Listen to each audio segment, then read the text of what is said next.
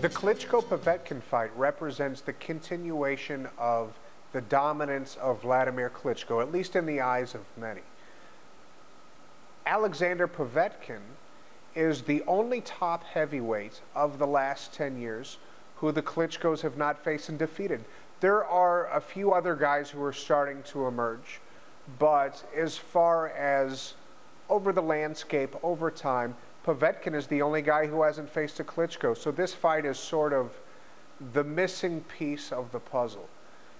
Wladimir Klitschko is unique as a heavyweight champion in the sense that the toughest opponent he's ever faced was himself.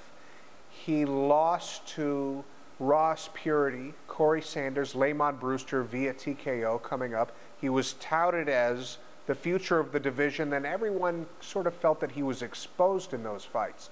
But he turned things around, he got to his winning ways, and I think that he really established himself when he faced Samuel Peter in a fight where a lot of people thought that Peter was just going to flatten him. But he beat the odds in that fight, and it was at that moment when people began to look at him and respect him as one of the top heavyweights.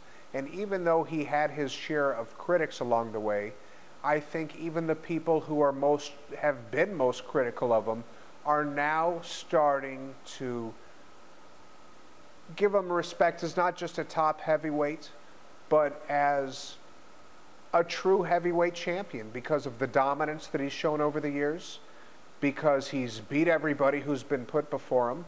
There really is no one else except for Alexander Povetkin. Povetkin made a lot of noise early in his career by beating Chris Bird, by beating Eddie Chambers, and then the momentum kind of stalled. He got back to facing top guys. He beat Shagayev, which I think is an admirable accomplishment. But because his career has been inconsistent in terms of his activity level, in terms of the level of competition, in terms of how he's performed, he did not look great against Marco Huck, who was a cruiserweight moving up to test the waters. He doesn't have this aura as an undefeated fighter that most undefeated fighters enjoy. It seems that this fight sort of missed its window somewhere, but here we are in 2013 and it's happening. For Klitschko to win this fight, he's going to have to do what he always does, control the distance. It's a very methodical approach to fighting, but it works for him. For Povetkin to win this fight, he's going to have to show us something that he hasn't shown before. He's not a speedster. He's not a powerhouse. He's a smart fighter, but so is Wladimir Klitschko. He's not shown us anything that leads us to believe, although he's very good, that leads us to believe that he can face an elite level heavyweight who is at the top of his game. I suspect that Wladimir Klitschko is going to end this one within the distance. I think most people are expecting it.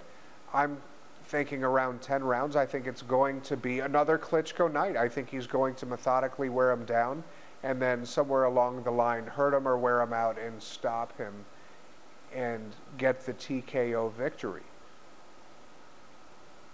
What can be appreciated about this fight is the fact that we have a true heavyweight champion in Wladimir Klitschko.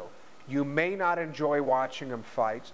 There may not be a whole lot of excitement leading up to his fights, but you have to appreciate a winner.